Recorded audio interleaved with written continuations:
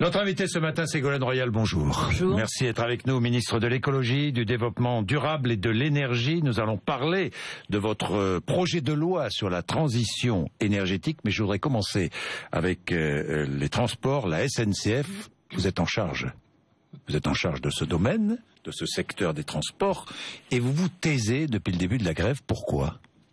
Oui, parce que j'ai chargé Frédéric Cuvillier de ce dossier, il est secrétaire d'État au transport, et nous répartissons les responsabilités, et c'est sa responsabilité de conduire cela, bien évidemment, au sein du gouvernement, dans le cadre d'une démarche collective, et c'est une bonne façon de gouverner. Il y a un secrétaire d'État chargé de ce sujet, et moins il y a d'interférences, et plus les choses sont claires, plus l'interlocuteur est en charge de cette responsabilité-là, plus il peut mener facilement les discussions. Est-ce que vous demandez la reprise du travail ce matin ? Je viens de vous répondre. Chacun ses responsabilités. Vous ne demandez rien. Je viens de vous répondre. Je ne veux pas interférer ni compliquer ce dossier. Vous n'avez aucune idée sur cette grève ? Si, bien sûr. Alors, quelle est-elle ? Eh bien, je ne vous les donnerai pas parce que non, je ne vous les donnerai pas parce que par respect pour le travail qui est conduit, il y a des discussions. Et par respect pour les auditeurs ou téléspectateurs qui souffrent tous les jours de la grève. Ah ben bien sûr, ça je peux pas en parler, bien évidemment, oui. Oui. Et alors ? Alors c'est très pénible pour les usagers. En effet, il faut que ça cesse. Il faut que ça cesse, que les discussions continuent. C'est ce qui se passe aujourd'hui au Parlement. Les discussions continuent et je fais confiance aux parlementaires pour faire émerger. Avec un amendement très important qui a été voté au Parlement, très important. Exactement, oui. Qui garantit que le groupe SNCF restera l'employeur de tous les cheminots, de tous les salariés, un seul employeur, même contrat de travail, même bulletin de paie, même statut. Avec ça, est-ce que vous comprendriez qu'on poursuive la grève ? Positivons les choses. Oui. Avec ça, je pense que l'on répond aux préoccupations de ceux qui s'inquiétaient du démantèlement de la SNCF, alors que justement cette réforme est faite pour unir tous les grands opérateurs qui s'occupent de ce magnifique transport public. Donc c'est la grève alors ? Vous n'obtiendrez pas de moi, parce que c'est pas ma façon de parler aux citoyens, des mots d'ordre combinatoires. Nous devons faire émerger l'intelligence collective, c'est ce qui est en train de se faire. Le Parlement a bien travaillé. Un amendement très important vient d'être voté, comme vous venez de le dire, qui maintient l'unité de l'entreprise, qui peut rassurer les salariés. Et je pense que cette façon de renouer le dialogue peut permettre à chacun de refaire fonctionner à nouveau le service public, qui, comme son nom l'indique, est au service du public. Et les Français sont en droit d'attendre des services publics, notamment de transport, qui fonctionnent bien. Est-ce que ça vous choque, avant de parler de transition énergétique, je voudrais parler un peu de politique. Est-ce que ça vous choque toutes les critiques des députés socialistes à l'encontre du président de la République ? Est-ce que c'est injuste ? C'est la politique, c'est la dureté de la politique. Si la politique ça n'a rien d'injuste. Si la politique était facile, ça se saurait. Donc il y a une liberté d'expression politique. On est en démocratie. Vous ne leur demandez pas de rentrer dans le rang. Il faut rester serein par rapport à ça. Ce qui est important, ce sont les solutions concrètes que l'on apporte aux problèmes qui se posent aujourd'hui au pays. Ces problèmes sont nombreux et chacun est concentré sur sa tâche. Bien, collectif budgétaire dans quelques jours. Il y a des députés socialistes qui ne veulent pas voter ce collectif budgétaire. Ils le disent, ils l'écrivent. Est-ce que le gouvernement, si nécessaire, doit utiliser l'article 49.3 qui permet d'adopter un texte sans vote ? Il vaut mieux le débat. Il vaut mieux le débat, mais à un moment, il faut aussi être au service des Français, faire en sorte que les textes nécessaires soient votés. Donc éventuellement ? Non, on verra. Mais vous savez, moi, je ne suis pas quelqu'un qui anticipe l'échec. Je suis toujours quelqu'un qui parie sur la réussite. Vous entendez les critiques de votre propre camp. Mais nous, je le disais tout à l'heure, nous sommes en démocratie, Monsieur Bourdin. Donc voilà, il y a une discussion au Parlement. Respectons-nous, c'est ce qui se fait. Le 49.3, pourquoi pas ? Le gouvernement respecte les parlementaires, écoute les parlementaires. Le chef du gouvernement va devant le groupe socialiste, s'explique avec le groupe socialiste, et je pense que c'est dans un dialogue. Éventuellement le 49.3. On verra. C'est pas de ma responsabilité. C'est de la responsabilité du chef du gouvernement. Et est-ce que vous pensez je suis venu vous parler de l'avenir de l'énergie en France, mais je vois que Vous voyez quoi? Eh ben, je vois que vous parlez d'autre chose. Mais c'est mon choix. Mais vous avez mais bien sûr, nous sommes en démocratie, vous avez la liberté, mais les Français aussi sont peut-être intéressés par des solutions concrètes qui les intéressent. Mais parce que vous croyez que ça les intéresse pas? Vous croyez que le collectif budgétaire et les impôts, et ça ne les intéresse pas? Je pense que ce qui les intéresse, c'est de savoir comment ils peuvent améliorer leur vie quotidienne. Et voyez, en baissant leur facture d'électricité, d'énergie, ils peuvent améliorer leur vie quotidienne, et ça, c'est ma préoccupation. Mais tiens, je vais en parler de la baisse de la facture. Oui. Voilà, c'est ma responsabilité de ministre de l'énergie et de l'écologie. Oui. Est-ce que vous pensez que François Hollande pense à dissoudre l'Assemblée nationale? Je ne comprends pas votre question. Non. Écoutez, vous lui demanderez, invitez-le. Oui, il a été invité récemment. Invitez-le. Bon, d'accord. Bon. C'est beaucoup de la politique politicienne, là. C'est pas de la politique politicienne. Mais si, c'est de la politique politicienne. C'est l'échec de 2 ans d'une présidence. Vous croyez que les Français sont intéressés par le fait de savoir si on va dissoudre l'Assemblée nationale? Les Français, oui, ça, je pense que ça les intéresse. Non, et je pense que les Français voudraient comprendre pourquoi. Les Français veulent du travail. 2 ans de présidence. Les Français veulent des salaires. 2 ans d'échec. Les Français veulent du pouvoir d'achat. Les Français veulent savoir si leurs enfants réussissent à l'école. Les Français veulent connaître leur avenir. C'est ça qui est important. C'est ce que vous leur offrez actuellement? Oui, c'est ce que je mets en place avec cette mise en place du nouveau modèle énergétique français. Ça paraît un petit peu compliqué de dire cela. Mais voilà, avec ce sujet-là, si les Français s'en saisissent, ils peuvent à la fois améliorer leur vie quotidienne, créer des emplois et en même temps préparer l'avenir du pays.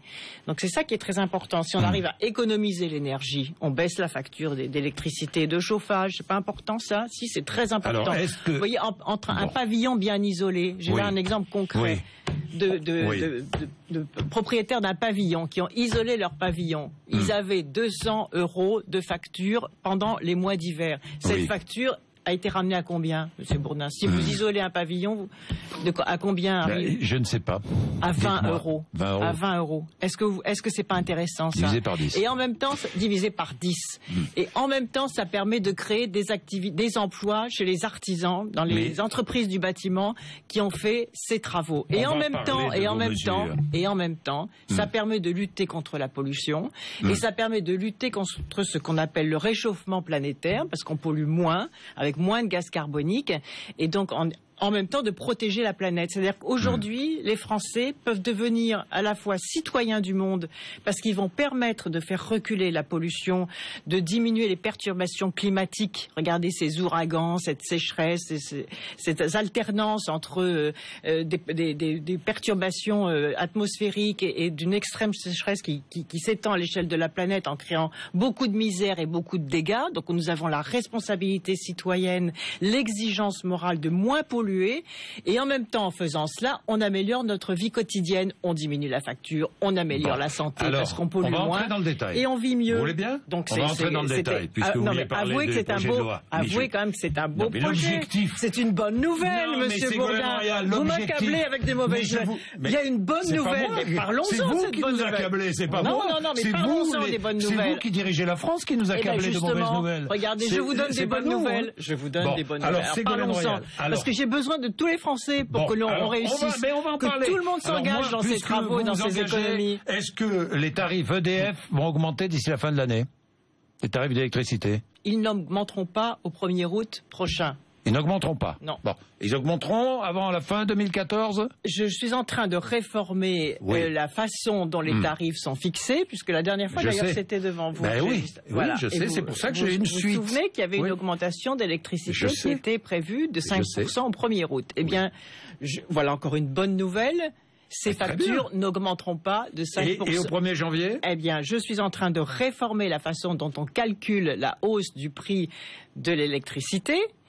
Et à partir de cette réforme-là, pour avoir le temps de la faire, j'ai décidé que, en accord avec le gouvernement bien évidemment, que cette facture n'augmenterait pas au 1er août. Comme elle était prévue de 5%, j'annonce donc ce matin la baisse de 5% du prix de l'électricité. Oui. Vous êtes d'accord? Oui. Vous êtes d'accord? Enfin, la baisse, c'est-à-dire que... si, puisque elle était décidée, ça cette hausse. Ça n'augmente pas, donc ça reste par le précédent au même gouvernement. prix. ça n'augmente pas, mais cette hausse avait déjà été décidée. Oui, c'est vrai qu'elle était décidée. Vous l'effacez. Donc, je l'efface. Mais donc ça baisse de 5% au 1er janvier ou pas? Alors, je reviendrai chez vous si vous voulez vous le dire, parce que je vais procéder à ce calcul avec la Commission de régulation de l'énergie, une autorité indépendante, qui va, à partir de la réforme que j'ai mise en place, calculer cette hausse. Peut-être calculer une baisse, peut-être on le saura au 1er octobre. Au 1er octobre. Bien. Ségolène Royal, regardons un peu les mesures contenues. Le volontarisme politique. Mais, vous voyez, par rapport à ce que vous disiez. Moi, j'aime le volontarisme politique. Voilà, alors, des décisions concrètes. Alors, allons-y dans le concret. Qui améliorent la vie des gens. Projet de loi sur la transition énergétique. Chèque énergie pour les ménages les plus modestes. C'est ça? Oui, il existe déjà. Il va être étendu pour toutes les formes d'énergie. Ensuite, allègement d'impôts. Oui. Obligation de rénovation énergétique en cas de travaux de ravalement ou de toiture. Oui, c'est bien ça. Vous savez, quand il y a un ravalement de façade, il faut mettre des échafaudages. Ça coûte très cher, les échafaudages. Donc l'idée, c'est de dire, puisque vous avez mis vos échafaudages pour rénover la façade, profitez-en pour faire l'isolation de la façade. Profitez-en. Ça veut dire que ensuite la facture énergétique va baisser. Donc il faut être cohérent, il faut être malin, il faut être astucieux et il faut faire en sorte que aujourd'hui les Français se disent, voilà, je leur dis aujourd'hui, Jean-Jacques Bourdin, il va y avoir des allègements d'impôts pour tous les travaux qui vont commencer au 1er septembre jusqu'au 31 décembre 2015 pour que les choses se fassent vite et que ça crée des emplois. Vous savez, la rénovation énergétique, ça peut créer 100 000 emplois dans les métiers du bâtiment. Donc c'est quand même essentiel, tout en baissant la facture des Français, tout en baissant la facture énergétique de la France. 65 milliards d'euros quand même nous importons, nous payons de factures d'énergie. Si nous économisons l'énergie et si nous faisons les énergies renouvelables, c'est quoi les énergies renouvelables? C'est le vent, le soleil, c'est cette énergie qui est là tout le temps. C'est pour ça que ça s'appelle renouvelable. Donc si nous faisons cela, nous baissons en plus la facture, les 65 milliards, c'est-à-dire les Français n'auront pas à payer cette facture. Donc ils vont baisser à la fois leur propre facture d'électricité et de chauffage et en même temps la facture de la France. Donc ça c'est formidable. Alors des aides fiscales, des aides fiscales, c'est-à-dire pour ces travaux d'isolation ou pour l'installation, par exemple, d'un chauffe-eau solaire. Les Français pourront déduire jusqu'à 8 000 € d'impôts pour une personne seule, 14 000 € d'impôts pour un couple. Pour un couple. Et j'ai simplifié, ça existe aujourd'hui le crédit d'impôt, sauf que c'est très compliqué et donc c'est utilisé de moins en moins parce que, premièrement, on a augmenté le taux, c'est-à-dire jusqu'à 30% du montant de ces travaux pourra être déduit dans la limite des plafonds que je viens de vous donner. Et je supprime l'obligation de faire 2 types de travaux, puisque avant il fallait faire à la fois, par exemple, le toit et les fenêtres, mais les gens ils n'ont pas forcément les moyens de faire tout de suite les 2 types de travaux, donc il suffira de faire une seule opération de travaux pour bénéficier de cela. Et cette aide sera élargie pour l'installation des bornes électriques de recharge de voitures, pour encourager la voiture électrique. On va en parler. Et deuxièmement, pour installer des compteurs individuels, vous savez, dans les copropriétés où vous payez un chauffage collectif. Les gens, ils voient pas ce qu'ils consomment. Donc, ils font pas d'économie, ils font pas attention. La loi aujourd'hui oblige l'installation des compteurs individuels. C'est pas fait. Et donc, le coût de l'installation des compteurs individuels pour le chauffage et l'eau chaude pourra être déduite également des impôts jusqu'au 31 décembre 2015. C'est-à-dire que c'est tout de suite qu'il faut engager les travaux. Donc il faut y aller tout de suite pour que la transition énergétique, c'est-à-dire le changement de modèle, c'est quoi la transition? C'est un peu compliqué comme mot. Ça veut dire qu'on passe d'un modèle qui est moyen à un modèle qui est excellent. Vous comprenez? C'est-à-dire qui pollue moins, qui gaspille moins d'énergie, qui utilise les énergies renouvelables et qui crée des emplois. Encore dans le concret, les bornes. Justement, les bornes. Alors, un particulier pourra installer une borne électrique pour recharger sa voiture sans l'avis de la copropriété. J'ai vu ça. Sans l'avis de la copropriété. Moi, c'est ce que j'ai vu dans votre texte, non? Sans l'avis de la copropriété. Non, pas du tout. Non, pas du tout. Les parkings de copropriété, par exemple, devront installer des bornes électriques. Obligatoirement. Avec la déduction. Obligatoirement. Avec la déduction d'impôt, là. Oui, mais obligatoirement? Obligatoirement, non, parce qu'on n'a pas mis d'obligation là-dessus. Mais et les parkings publics, la loi et les parkings publics obligatoirement. Obligatoirement. Les parkings d'entreprise obligatoirement. Les parkings. Il va falloir bousculer les administrations qui ne veulent pas de bornes électriques dans les parkings. Vous le savez bien. Ah non? Où est-ce que vous avez vu ça? Moi j'ai vu ça parce qu'il s'est passé un incendie il y a quelques mois. Comment Ségolène Royal? Il y a combien de bornes il faut se bouger. Il faut se bouger. Il y a combien de bornes électriques aujourd'hui? Il doit y en avoir 10 000. Oui. Et l'objectif, c'est 7 millions de bornes en 2030. Le précédent gouvernement nous disait 75 000 dès 2014. On en est loin. On en est loin, mais c'est pour ça. C'est pour ça 10 000, dont 5 000... On va accélérer les choses, les grandes surfaces aussi, les hypermarchés. Vous voyez, vous arrivez avec votre voiture électrique, pendant que vous faites vos courses, vous la rechargez. Mais ce sera obligatoire, mais bien sûr. Bon, mais bien sûr, mais c'est un encouragement, mais bien sûr. Il faut montrer une perspective, vous voyez, il faut montrer un modèle, il faut montrer un cap, et ensuite que tout le monde s'y mette. En ce qui concerne la voiture électrique, jusqu'à 10 000 € de bonus si on se sépare d'un véhicule diesel. Hein. Oui, d'un vieux véhicule diesel, très polluant. Mais uniquement pour la voiture électrique.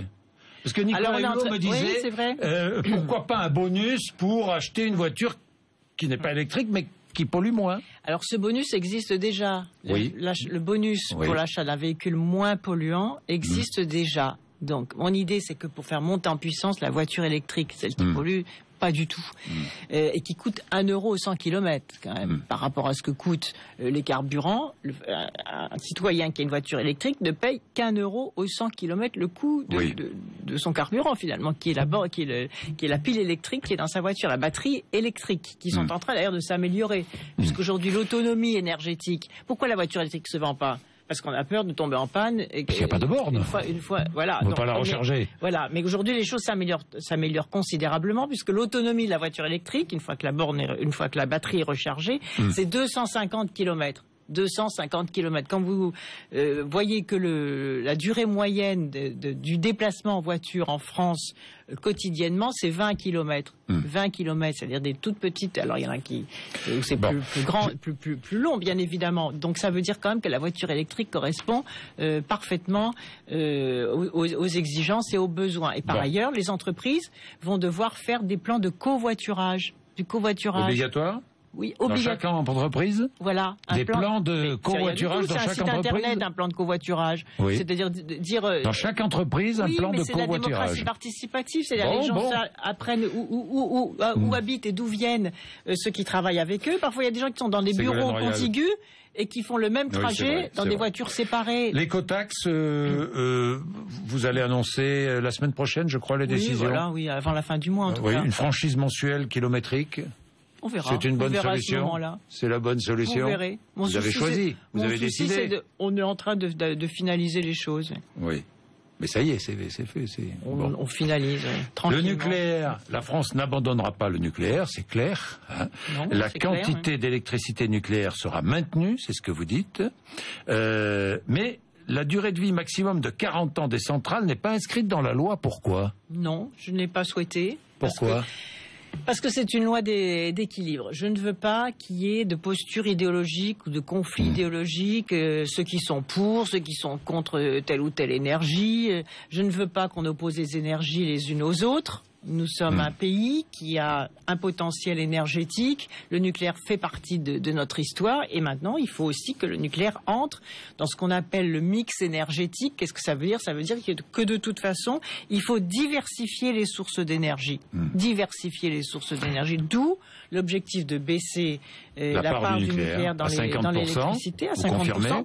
Pourquoi ? Parce que parallèlement, on va donc économiser l'énergie, comme on vient de le voir, et monter en puissance sur les énergies renouvelables.